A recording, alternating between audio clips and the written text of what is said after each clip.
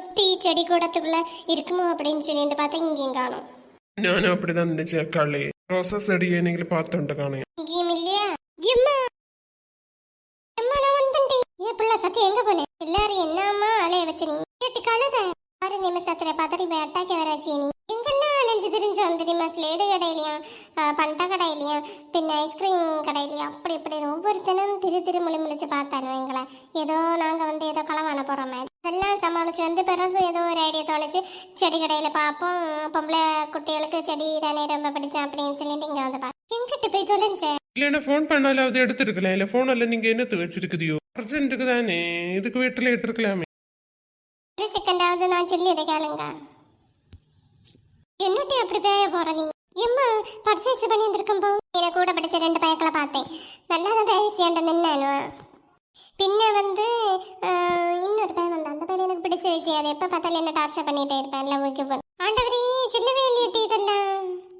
சரிம்மா பையன் பேச்சு கொடுக்க பார்த்தேன். நான் பேசல நல்லா பறஞ்சேன். தேச்சியத்துல பையன் வந்து உடனே கையை பிடிச்சிருத்தேன். அவங்க அடுத்து நல்ல சவுண்டு போட்டு ஆளுவையில வந்து சின்ன பிரபு பையனை அட்டி கொடுத்து அட்வைஸ் பண்ணி விட்டேன். ஆண்டவா இப்படி என்ன நடந்துச்சாங்க? பின்ன என்னாச்சு சத்யா? பின்ன என்ன பின்ன அந்த பையக்களை கூட இந்த பைய போனேன். கடவுளையே குட்டியெல்லாம் நடமாட விட மாட்டானு ஆளா இவனு தனியா ஒன்னும் சத்தியில விடாதீங்க. பேச்சா சொல்லுவேன் அம்மா இனி விட மாட்டாளே எங்கேயும். பைய கை பிடிச்சிருத்ததுல செல்லி கீழே விழுந்து சுவிட்ச் ஆஃப் ஆச்சு. அதனாலதான் இவ்வளவு நேரம் ஆச்சு.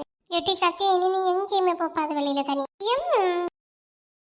சரி பாருங்க, செடி வேண்ட போவும் இல்ல எக்கா சமாதானம். அவங்க அம்மா இங்க ஹாப்பியா இருக்கதான் வந்தது. சத்தியால ஒரு பையன் கையை பிடிச்சு இழுத்தான் பாவோலியில. இதான் இன்னும் ஹைலைட் நமக்கு ஏரியா. பாவோலியில குட்டிக்க கையை பிடிச்சு இழுத்தான். இதை தம்பட்ட அடிச்ச வேண்டியதான் ஊரு ஃபுல்லா. சரி செடி வேண்டும்.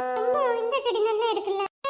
புழு ஏதோ பிடிச்சிருக்கு. நல்ல திழுந்து பார்த்து எடுக்கணும் சத்தியா. ஒற்றப்படையா எடுக்க பார்த்து பிறகு பட்டு கிட்டு போச்சுன்னா அதுவே நிறைய கொம்பு வந்து நிறைய திழுந்து இருக்கேன். அது இருந்தா ஒண்ணு பத்திரகாளி அக்காளுக்கு தான் நிறைய விஷயம் தெரிஞ்சிருக்கு. வெட்டி வள்ளி இந்த தென்னைமரம் வேண்டட்டானே குறைஞ்சது 500,000 காணும். ஆண்டவா அவ்வளவு விலை வருமா? இல்ல அவங்களுக்கு வாசியில நல்ல கிட்டும். எம்மா ரம்பட்ட வேண்டுமா? மட்டி சத்தியம் பாட்டிக்கு வீட்டுல நிக்கல. அது ஃபர்ஸ்ட் பாப்போம்.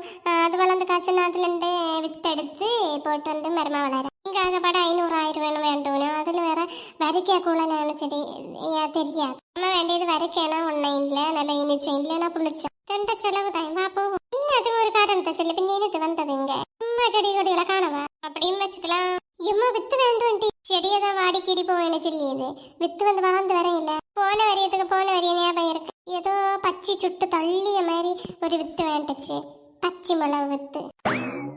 அங்க பார்த்தா திழுந்த கட்டையா இருந்தேன். நானும் வளரவே இல்லை. வளர்த்தி ஒன்னு குருவி போச்சு. மாதுளம் பழம் அதெல்லாம் நல்ல சத்தான ஆகாரம். அதனால நிறைய சாணாங்கி போட வேணும். நம்மளாட்ட இல்ல சாணாங்கி வேண்டவே ஒரு தொகை ஆகும். அதுக்கு ஆசைப்படாம ஆண்டுக்கு இருக்க வேண்டிய தின்னாமதி இன்னத்தை காணும். அந்த இஞ்ச எல்லாரையும் வேண்டி கடக்குனு நீ பர்சைஸாவது பண்ணியிருக்கேதாவது செலவு எதுவும் வேண்ட மாட்டேன்னு சும்மா கண்டெடுத்து போகணும்.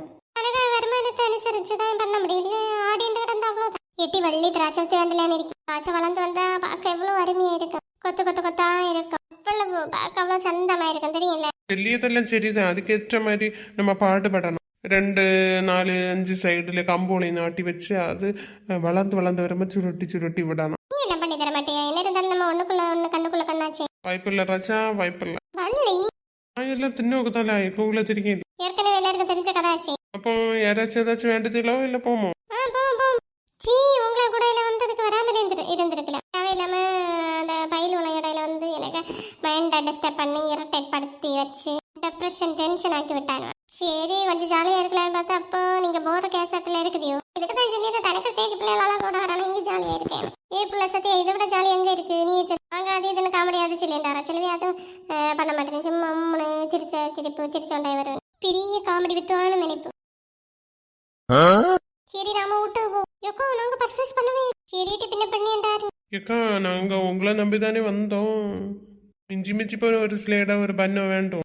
சத்திய போன டைம் பேரு சரி பண்ணியா நைட்ல இருந்து இனிபடி அது விட்டு போவோம். நெக்ஸ்ட் டைம் பாப்போம். அடுத்த வரையுமா நல்ல வேலை மூத்தா போனாட்ட வரலாம் இல்லைன்னா